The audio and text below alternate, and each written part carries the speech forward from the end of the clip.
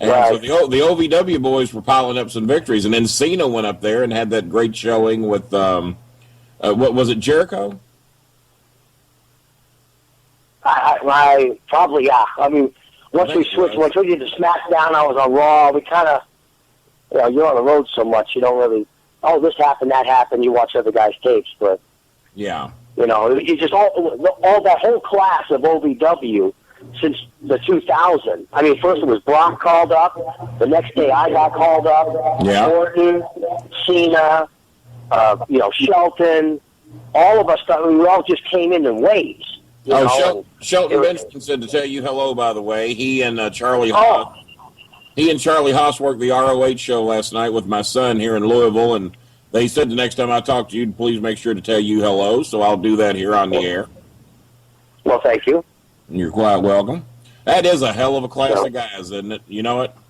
Wow. That is one hell of a and it's kind of weird that, back in 99, I'm the one that started it out. I was the first developmental that came down to OVW. Remember that? Yeah, you and Bull Buchanan, I think, was the first one that got assigned to me, and then we feuded with you for quite some time. My first match with you guys was in Louisville Gardens against the Guido brothers or whatever. Vito and Guido Andretti. yeah, that was my first match there.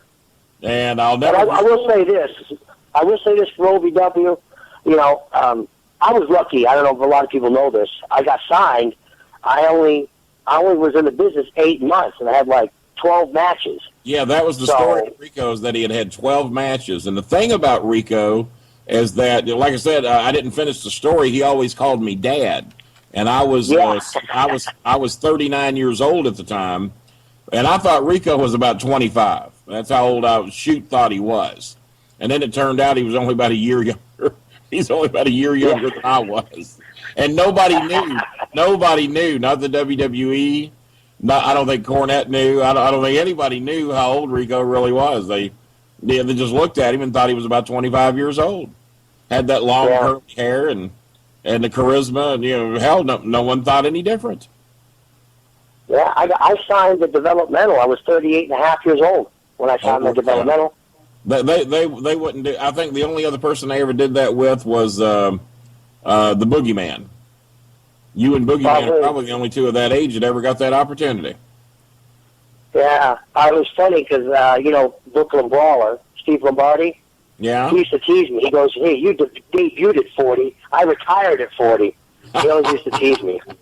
Yeah, he retired. But he retired at 40 for a reason. Yeah. I'll just leave that reason alone. I'll try to be somewhat nice tonight and leave that reason alone. I got to give some props to Danny and OVW and you guys down there. If it wasn't for Rob Conway, Nick Dinsmore, Flash Flanagan, and Damager, I probably wouldn't be the wrestler that I turned out to be. Well, Danny Davis had a good core of guys.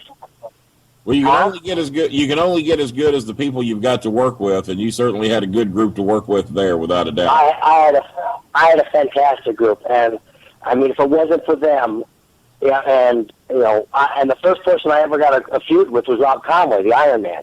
Well, I'm glad you brought that up, because I wanted to tell the story about there was only one time in the history of the WWE that I ever climbed to the top, or not WWE, but OVW. That I ever climbed. The Iron Man, the Iron Glove, the glove match. The glove on a pole match. And Jim Ross had made his first trip ever to the Louisville Gardens to scout Rico that night.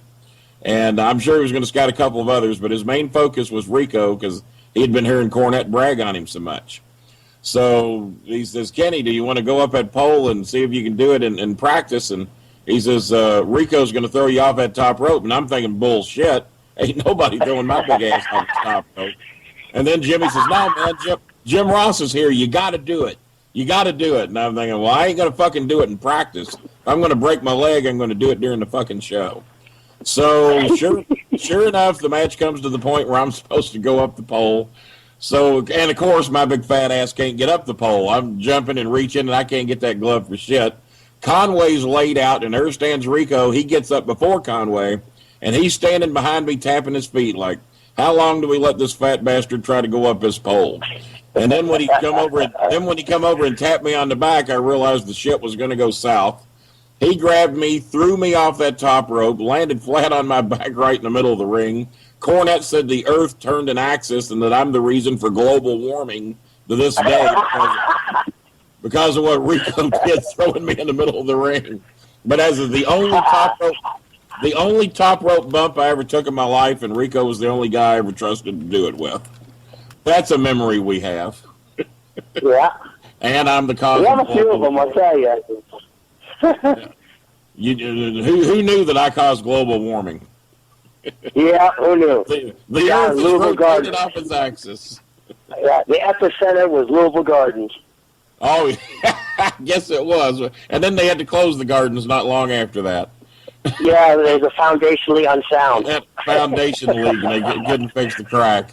What else we got in the chat room there, partner? Another question from a listener. What is Rico's least favorite moment in the WWE? I think I might know, but I'll let Rico answer that. Well, I have one in mind. Go ahead. What do you think it is? Well, I got two in mind. One involves Bob Holly, and the other one involves Booker T, but I don't know if you've ever told those stories publicly or not, so I'll let that go to you. No, actually, the worst moment is when Vince released me. Yeah, but that's I don't the worst think, moment. But I don't think, due to a misunderstanding on Booker T's part, I think if he does not say what he said that night, I don't think that happens, in my opinion. Well, probably right. Yeah, WrestleMania 20th, my wife sure handled that. She went up at that man's face and told him exactly what she thought. Oh, my Lord. But for him to say that was, basically just calling me a racist. I mean, we'll show him and tell it like it is. It was a misunderstanding. He thought I made some, he thought I made derogatory comments against Martin Luther King, which is never true. Never true. And nobody knows Rico better than I do. And Rico, if there's anybody that ain't got a racist bone in her body, it's fucking Rico Constantino. Yeah. Mark Henry. That's who did. Mark Henry came to my aid and told Vince, and so did Pat Patterson, and so did Chris Jericho. Yeah. And told her that ain't Rico. And Mark Henry, who I worked with, how long? No, Lord, 2 or 3 years at least. Yeah. And if you saw that, Mark Henry wouldn't have ever became my friend, and we probably would never work together. Of course Mark knows my heart. And Mark is sensitive to that. If he senses you got a racist bone in your body, he'll call you out on it. Oh, he will. Mark, strongest man in the world, and that's a shoot. That guy is strong. And still is. But, yeah, I guarantee, yeah. But I'm just saying, that's just not me. I'm not that type of person. And I know you can't be, especially being a law enforcement officer. You can't have any of that in your system. Oh, of course not. Of course not. I know, unless you work in Alabama.